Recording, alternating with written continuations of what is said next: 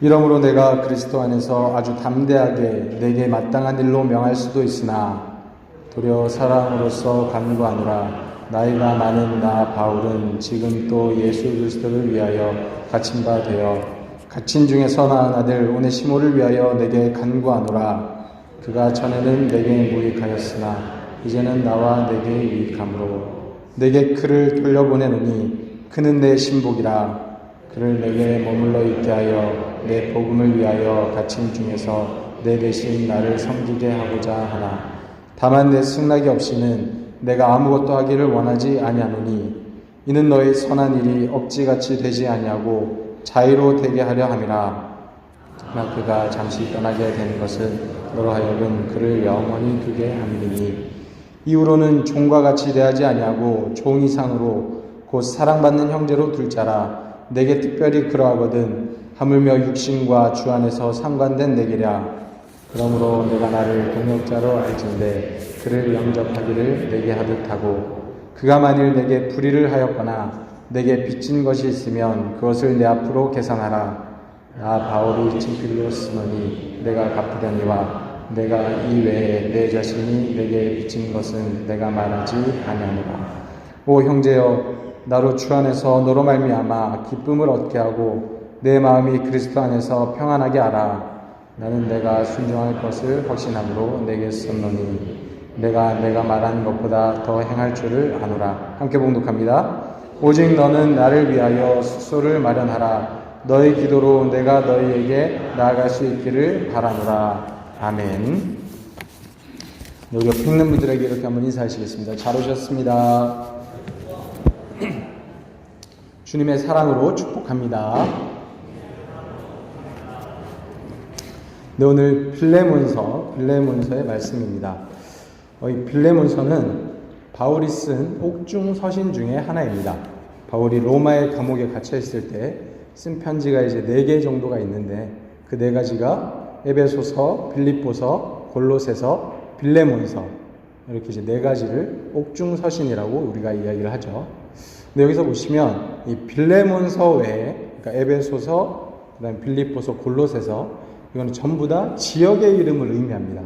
그래서 에베소서는 에베소에 있는 교회에게 보낸 편지고, 그다음에 빌립보서는 빌립보라는 지역에 있는 교회에 보낸 편지고, 그 다음에 골로새서는 골로새라는 지역에 있는 교회에 보낸 편지입니다. 빌레몬서는 뭘까요? 빌레몬도 지역 이름일까요? 네, 사람 이름이죠. 사람 이름. 빌레몬이라는 사람에게 보낸 편지가 이 빌레몬서입니다. 굉장히 사적인 편지라고 할 수가 있죠. 그러니까 나머지는 전부 다 어떤 교회에 보낸 편지인데 이건 특정한 어떤 한 사람, 그러니까 한 사람을 향해서 쓴 편지라고 할 수가 있습니다. 자, 그러면 이 빌레몬은 누구인가? 빌레몬은 어떤 사람인가? 이 사람은 일단 골로새라는 지역에 사는 사람이었습니다. 골로새라는 지역에 살았고, 그 다음에 꽤나 부유했던 사람인 것 같아요. 그래서 보면은 집에 이제 뭐 종들도 많이 있고 재산도 꽤 있었던 것 같습니다.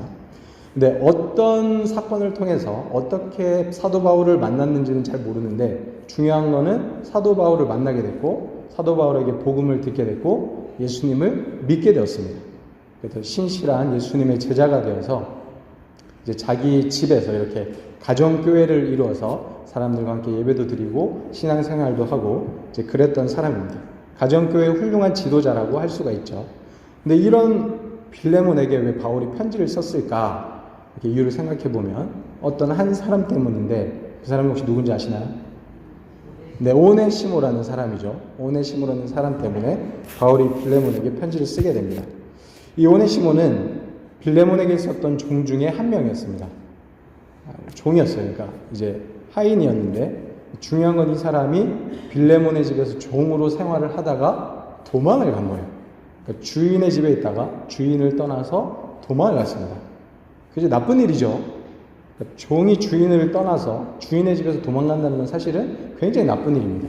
근데 여기서 플러스로 또 어떤 일까지 했냐면 이 오네시모가 주인의 재산까지도 어느 정도 들고 도망을 간 거예요. 물론 이해는 되죠.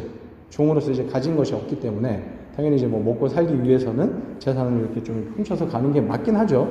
근데 그건 이제 오네시모의 입장이고 사실 우리가 객관적으로 그 어떤 시대적인 배경과 상황을 봤을 때, 그러니까 이 오네시모는 주인의 집을 떠난 도망간 종이고, 게다가 주인의 재산까지 훔치고 간 굉장히 나쁜 사람입니다. 그러니까 죄인 중에 엄청 재질이 나쁜 사람입니다. 그러니까 그런 나쁜 사람 때문에 이제 이 편지를 쓰게 되는데, 그러니까 이런 사람, 이런 나쁜 짓을 저지른 이 오네시모가 만약에 잡혔다. 그럼 어떻게 될까요? 그럼 바로 죽는 거예요, 그죠? 뭐 인권이고 뭐가 없습니다. 그러니까 지금이야 우리가 뭐 종도 없고요. 우리가 사는 이제 세대가 완전히 다르기 때문에 뭐 전혀 그런 생각을 못 하는데, 그러니까 옛날에는 이 종이라고 하면은 그냥 주인이 가지고 있는 재산이에요, 재산. 그래서 뭐 종을 죽이든지 살리든지 그냥 주인이 마음대로 하는 거예요. 이건 재산이니까. 종이 죽으면은 그냥 재산을 좀 잃어버렸다 이렇게 생각을 하는 거예요.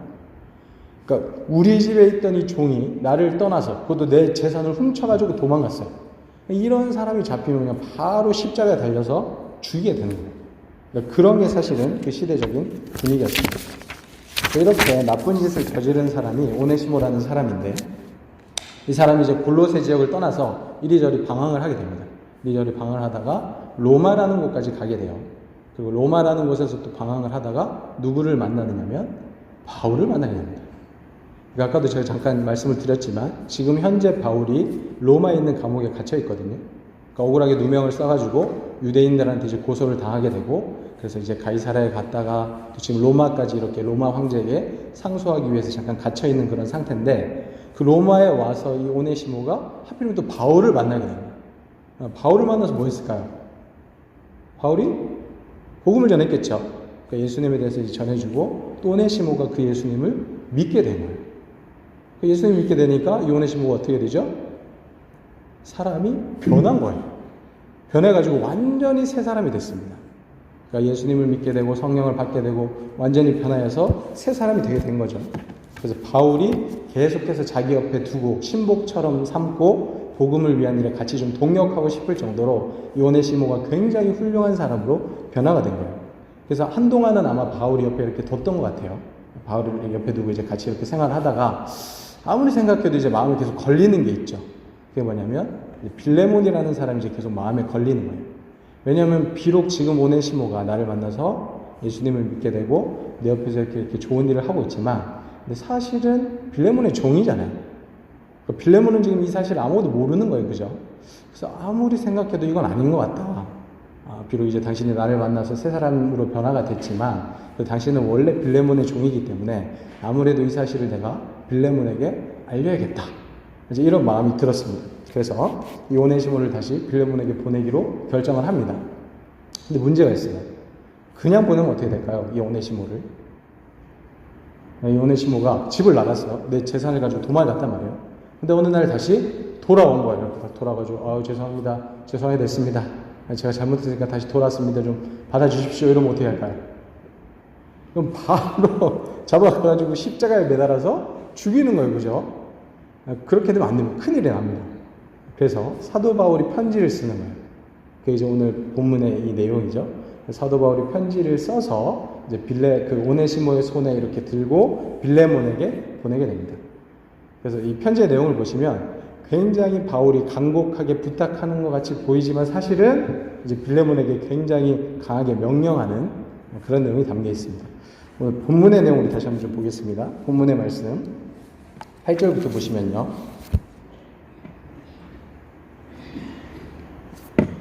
바울이 이렇게 이야기합니다. 이러므로 내가 그리스도 안에서 아주 담대하게 내게 마땅한 일로 명령할 수도 있으나 도리어 사랑으로서 간구하노라. 나이가 많은 나 바울은 지금 또 예수 그리스도를 위하여 갇힌 자 되어 갇힌 중에서 낳은 아들 오네시모를 위하여 내게 간구하노라. 자, 내가 너에게 명령을 할 수도 있는데 내가 지금 너에게 간곡하게 부탁을 한다. 근데 내가 좀 나이가 많다. 내가 나이가 많은데 이 나이 많은 내가 오네시모를 위해서 너에게 간구한다.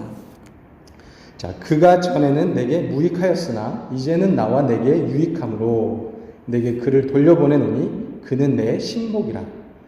그를 내게 머물러 있게 하여 내 복음을 위하여 갇힌 중에서 내 대신 나를 섬기게 하고자 하나 다만 내 승낙이 없이는 내가 아무것도 하기를 원하지 아니하노니 이는 너의 선한 일이 억지같이 되지 아니하고 자유로 되게 하려 함이라. 그러니까 내가 그냥 내 옆에 있고자 하려고 해도 괜찮은 것 같은데 그래도 내가 너의 좀 승낙을 좀 받기를 원한다. 이렇게 이제 이야기를 하는 거죠. 아마 그가 잠시 떠나게 된 것은 너로 하여금 그를 영원히 두게 함이니 이후로는 종과 같이 대하지 아니하고 종 이상으로 곧 사랑받는 형제로 둘 자라. 내게 특별히 그러하거든 하물며 육신과 주 안에서 상관된 내게라.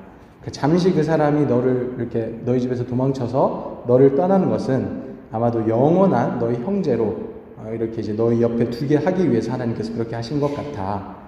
그래서 이제는 예수님을 믿고 새로워졌으니까 앞으로는 종과 같이 대하지 말고 종이상으로 사랑받는 형제처럼 한 가족처럼 이 종을 대해줘야 된다라고 이제 이야기를 하는 거죠. 17절 그러므로 내가 나를 동역자로 알진대 그를 영접하기를 내게 하듯 하고.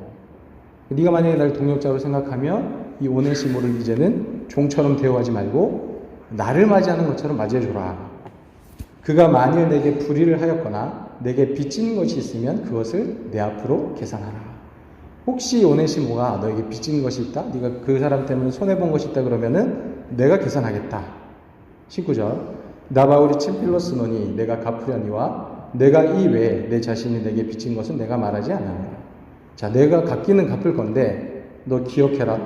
너도 나에게 빚진 것 있지. 근데 내가 말은 하지 않겠다. 지금 말을 했어요, 그죠? 말을 해놓고 내가 말하지 않겠다. 이렇게 얘기를 합니다. 바울이 굉장히 이제 지혜로운 사람입니다. 오 형제여, 나로 주 안에서 너로 말미암아 기쁨을 얻게 하고 내 마음이 그리스도 안에서 평안하게 하라. 나는 내가 순종할 것을 확신함. 네가 순종할 것을 나는 확신한다. 도망가지 못하게 하는 거죠. 내게 썼노니 내가 말하는 것보다 더 행할 줄을 아노라. 네가 나에게 순종할 뿐만이 아니라 내가 말한 것보다 더 많이 행할 줄을 내가 알고 있다. 그리고 오직 너는 나를 위하여 숙소를 마련하라.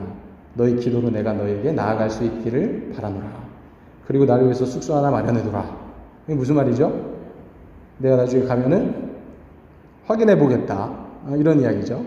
보면은 이제 바울이 굉장히 강곡하게 부탁하는 것 같은데 사실은 이제 굉장히 강력하게 이 빌레몬이라는 사람에게 오네시모를 용서하고 받아들이도록 명령을 하고 있는 것입니다. 자, 그렇다면 이 편지를 받아들이고 빌레몬이 어떻게 했을까요? 오네시모를 받아줬을까요? 안 받아줬을까요? 받아줬겠죠, 그죠? 분명히 오네시모를 용서해 줬을 겁니다. 그리고 깜짝 놀랐을 거예요.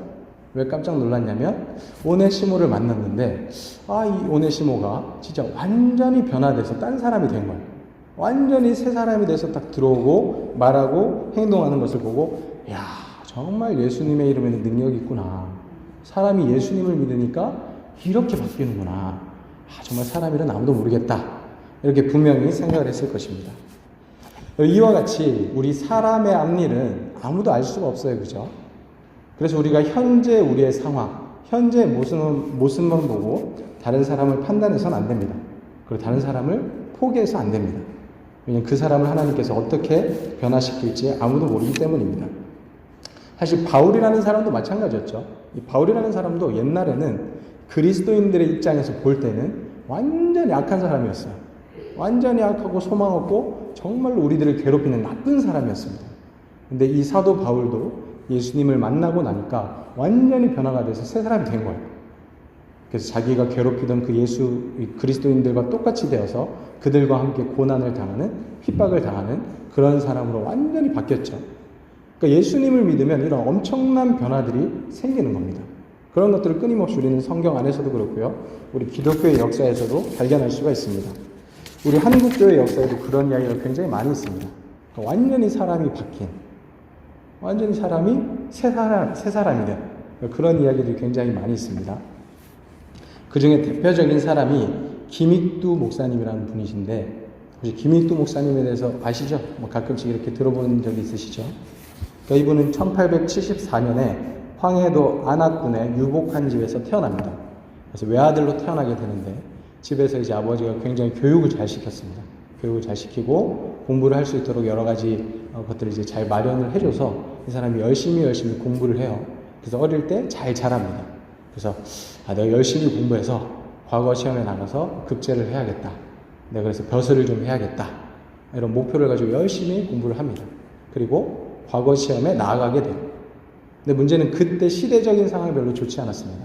뭐 매관 매직 굉장히 이제 부패들이 많았기 때문에 이런 사람들은 이제 과거에 나가도 시험을 쳐도 합격을 할 수 없는 그런 상황이었거든요. 그래서 김익두가 열심히 공부해서 가서 시험을 쳤는데 떨어졌어요. 절망감을 가지고 집으로 돌아오게 됩니다. 장사를 시작했습니다. 장사를 시작했는데 또 이 장사가 잘 안 돼가지고 망했어요. 또 얼마 지나지 않아서 아버지가 돌아가신 거예요. 계속해서 이제 악재들이 계속 겹치는 거죠. 그러다 보니까 이 사람이 삶에 대한 회의가 자꾸 들기 시작한 겁니다. 아, 이럴 거면 내가 왜 살지? 왜 내가 이렇게 어려운 삶을 살아야 되지? 막 힘들고 막 지치고 넘어지고 쓰러지고 이러면서 이 사람이 술로 세월을 보내기 시작하게 됩니다. 그래서 맨날 이제 술 마시고 사람들한테 막 행패 부리고 사람들 때리고 괴롭히고 그러니까 완전 그 동네 이제 알아주는 불량배, 깡패가 된 거예요. 그래서 그 주변에 살고 있었던 사람들, 그 마을 사람들이 아침에 일어나서 하는 말이 뭐냐면 우스갯소리로 하는 말이 뭐냐면 오늘은 제발 김익두 저 인간 안 봤으면 좋겠다. 그러니까 이렇게 이야기할 정도로 그러니까 굉장히 횡패가 심했던 그런 사람이었습니다. 근데 하루는 이 김익두가 장터를 이렇게 지나가다가 전도지를 하나 받은 거예요. 전도지를 딱 받아가지고 집에 가지고 갔습니다. 집에 가서 이렇게 딱 읽어봤는데 말씀이 막 적혀 있는 거예요. 말씀이 적혀 있어가지고 막 읽는데 뭔가 이제 자기의 마음에 무슨 감동이 있는 거예요. 그래서 내가 교회를 가봐야겠다. 그래서 교회를 가게 됩니다. 교회를 갔더니 또 그곳에서 예수님께서 김익두라는 사람을 만나주시고 그 이후로 이 김익두라는 사람이 완전히 변화가 되어서 새 사람이 되게 되는 거죠. 그래서 과거의 생활을 완전히 다 청산하고요. 그 사람이 완전히 새로운 사람이 돼가지고 나중에 신학도 하고 목사님이 되어서 수많은 사람들에게 복음을 전하는 그래서 수많은 사람들을 예수님께로 돌아오게 하는 그런 놀라운 역사들이 일어나게 됐죠. 특별히 이제 김익두 목사님에게는 치유의 능력이 많이 나타났다고 합니다. 그래서 그 당시에 병들어 있던 수많은 사람들이 있는데 그 사람들을 치료하고 또 예수님의 사랑과 복음을 전하는 그런 놀라운 일. 우리 한국교회 기독교 초대교회 이제 역사 때 굉장히 놀라운 일들이 많이 일으켰던 사람이 바로 이 김익두 목사님입니다. 이 망나니였던 김익두 목사님이 이렇게 변할 줄 누가 알았어요, 그죠? 근데 예수님을 만나니까 이 목사님이 이렇게 변하고 새 사람이 되어가지고 정말로 유익한 사람으로서 살아가게 되는 거죠. 그런 놀라운 일이 있었습니다. 제가 어릴 때 제가 잘 아는 동생의 이야기를 하나 말씀을 드리려고 합니다. 제가 이제 고등학교를 다닐 때 제 고향이 이제 울산이거든요. 울산에서 이제 교회를 열심히 다녔습니다. 근데 저도 이제 예수님을 그러니까 모태신앙으로 교회는 오래 다녔는데 제가 제 신앙을 가지고 교회를 다니는 거는 한 고등학교 때쯤인 것 같아요. 고등학교 한 1학년 때부터 제 신앙을 가지고 이렇게 신앙생활을 하게 됐는데 한참 열심히 하다가 이제 고3이 됐습니다. 근데 고3 때도 교회 생활 막 열심히 했거든요. 찬양팀하고 막 열심히 활동을 했는데 교회에 이렇게 오면 고등부에서 예배를 드리잖아요. 예배를 드리면은 저기 뒤에 앉아가지고 딱 예배 들어오자마자 딱 팔짱을 딱 끼고 거기 이렇게 삐딱하게 하고 인상을 막 쓰고 있는 애가 하나 있었어요. 저보다 2살이 어린 남자아이였습니다. 남자아이였는데 이름을 밝히지 않겠습니다. 근데 그 친구가 맨 뒤에 앉아가지고 인상을 팍 쓰면서 이러고 있는 거예요. 그러니까 예배 시간 내내 인상을 쓰다가 예배가 딱 끝나자마자 바로 나가는 거예요. 근데 이제 어떻게든 그때는 이제 학생을 잡아가지고 뭐 이제 분반 공부라든지 이런 걸 하라고 이제 계속 이제 권면을 하잖아요. 그래서 막 이제 잡아가지고 이야기를 하려고 그러면은 인상 팍 쓰면서 싫다고 그러고 그냥 가요. 근데 이제 부모님이 교회를 다니니까 이제 어쩔 수 없이 끌려오는 그런 친구죠. 근데 보면서 쟤는 저럴 거면 왜 교회 오지? 저렇게 인상 쓰고 막 저렇게 막 예배 분위기 흐리고 그럴 거면 도대체 교회를 왜 오는 걸까? 막 이런 생각 막 들었어요. 근데 그러다가 이제 시간이 지나서 이제 여름이 됐습니다. 여름이 돼서 수련회를 우리가 가잖아요. 근데 마침 이 친구가 수련회 참석 신청서를 낸 거예요. 그래서 수련회를 갔어요. 그래서 그때도 이제 걱정이 많았죠. 또 수련회 가면 또 분위기 다 흐리고 인상 팍 쓰고 또 말 안 듣고 그러고 있을 게 아닌가. 이제 막 그런 염려와 걱정 속에 수련회를 갔습니다. 근데 이 친구가 수련회 가서 예수님이 살아계시다는 사실을 깨닫게 된 거예요. 그래서 은혜를 받았어요. 그래서 완전히 깨어지고 무너지고 막 눈물로 막 회개하면서 이제 그리스도인으로 거듭나게 된 거예요. 그래서 그 다음 주에 교회에 왔습니다. 어떻게 됐을까요? 세상 얼굴이 밝아졌어요. 얼굴이 마치 천사의 얼굴 같아요. 원래 그런 얼굴인지 몰랐어. 얼굴이 맨날 인상 써가지고 막 구겨져 있었는데 딱 왔는데 그렇게 귀엽게 생겼을지 처음 알았습니다. 너무 귀여운 거예요. 예, 그 둘레에 나오는 마이클처럼 생겨가지고 예, 굉장히 귀여운 거예요. 막 생글생글 웃으면서 딱 오더니 나도 차양팀 하면 안 되냐고. 왜 안 되겠어요, 그죠? 그래서 차양팀에 그럼 하라고. 그래서 그때부터 차양팀도 같이 하고 신앙생활도 열심히 하면서 지금도 믿음 생활을 굉장히 이쁘게 하고 있는 그런 친구가 있습니다. 그 친구가 그렇게 될 줄 어떻게 알았겠어요, 그죠? 처음에 그 친구를 볼 때마다 항상 마음에 부담이 되고 저럴 거면 차라리 교회 오지 말지, 저러고 무슨 교회 오나, 이런 생각을 했는데 그 친구도 예수님을 만나니까 예수님이 그 인생 가운데 함께 하시고 역사하시니까 완전히 변화해서 새 사람이 된 거예요. 결국에는 그 친구가 고등부에서 회장도 하고 청년부에서도 여러 가지 많은 활동들을 하고 그러면서 수많은 사람들에게 또 하나님의 사랑을 전하는 그런 귀한 일꾼이 되었습니다. 무익하던 사람에서 유익한 사람이 된 거죠. 그러니까 이렇게 하나님이 함께 하시면 누구도 알 수가 없습니다. 어떻게 변할지 사람 일은 아무도 알 수가 없는 것입니다. 이렇게 예수님의 이름에는 능력이 있어요. 그죠? 예수님의 이름에는 능력이 있습니다. 어떤 능력이 있느냐? 사람을 변화시키는 능력이 있어요. 그러니까 우리가 보기에는 쓸모없고 가치 없고 맨날 실패만 하는 것 같아도, 우리가 보기에는 아무짝에도 쓸모없는 사람인 것 같아도 예수님께서 함께 하시고 만나주시면 그 사람이 변하여 새로운 피조물이 되고 무익한 사람에서 유익한 사람으로 변화가 될 수가 있습니다. 그래서 우리는 그 누구도, 우리 주변에 있는 그 누구도 쓸모없는 사람이라고 생각해서는 안 됩니다. 왜냐하면 그 사람이 어떻게 바뀔지, 예수님께서 그 사람의 삶 가운데 어떻게 역사하실지 아무도 모르기 때문이에요. 그래서 우리는 절대로 지금 현재의 모습을 보고 포기하거나 판단해서는 안 됩니다. 하나님을 의지해서 그 사람을 변화시킬 하나님을 기대해야 되는 것이죠. 그래서 우리에게는 오네시모 같은 사람이 있을 수 있습니다. 우리의 삶을 살아가다 보면 이 오네시모 같이 내 재산에 해를 끼치고 내 이익을 갉아먹고 나에게 늘 부담이 되고 나에게 방해가 되고 내 삶에 전혀 도움이 안 되는, 아니 해가 되는 그런 사람들이 분명히 있을 수 있습니다. 근데 그렇다고 해서 그 사람의 지금의 모습을 보고 판단하거나 그 사람을 포기해서는 안 됩니다. 그 사람도 예수님을 만나면 오네시모처럼 변화될 수 있어요. 그리고 하나님의 사람으로 유익한 사람이 돼서 하나님의 일을 위한 굉장히 귀한 사역들을 감당할 수가 있습니다. 우리 자녀들도 마찬가지입니다. 자녀들을 볼 때 어떤 생각이 드십니까? 막 이 아이의 미래가 막 기대가 되고 막 두근두근하고 막 이렇습니까? 아니면 우리 저기 내 친구네 아들은, 내 친구 딸은 이렇다는데 너는 왜 이러냐 이럽니까? 네. 물론 우리가 대부분의 분들은 이제 우리 아들, 딸들을 굉장히 사랑하고 많은 기대감들을 가지고 있을 겁니다. 근데 또 때로는 우리가 어떨 때는 실망감이 들 때가 있죠. 지금의 모습을 보면서 이 아이가 과연 잘할 수 있을까? 과연 이 세상 가운데서 잘 살아갈 수 있을까? 이렇게 살면 좀 안 되지 않을까? 다른 아이들과 자꾸 비교하게 되고, 다른 아이들이 막 공부 열심히 하고 잘하고 말도 잘 듣고 막 말썽 안 피우고 그러면은 괜히 걔랑 막 비교하면서 우리 아이를 막 깎아내리고 염려하고 걱정하고 근심하고 막 한숨을 쉬고 그러잖아요. 근데 그렇지 않아요. 지금 그 아이들의 모습을 보면서 그 아이들을 판단하지 마십시오. 그 아이들을 포기하지 마세요. 왜냐하면 우리 아이들도 예수님을 만나면 변화가 됩니다.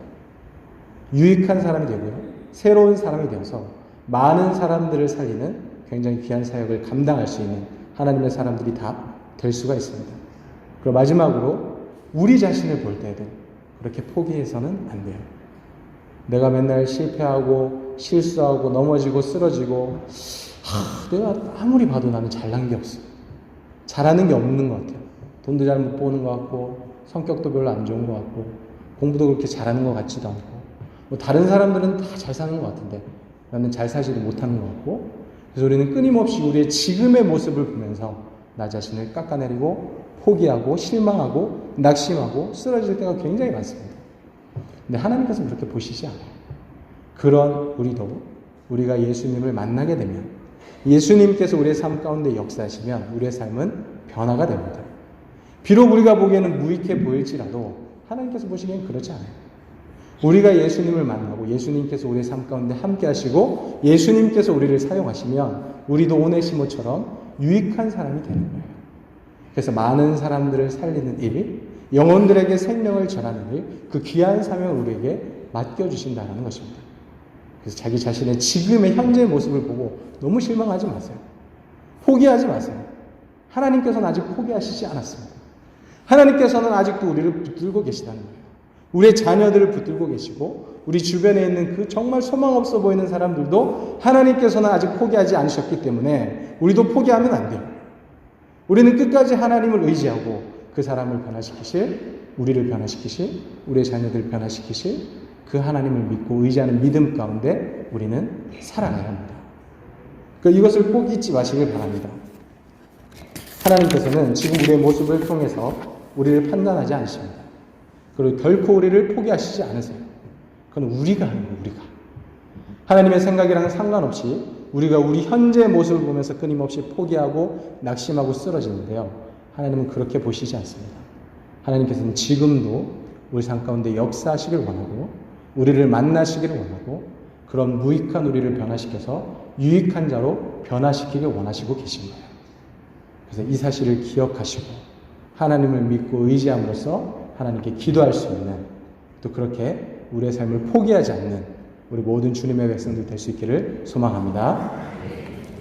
이 시간 우리 말씀을 생각하면서 함께 좀 기도하도록 하겠습니다.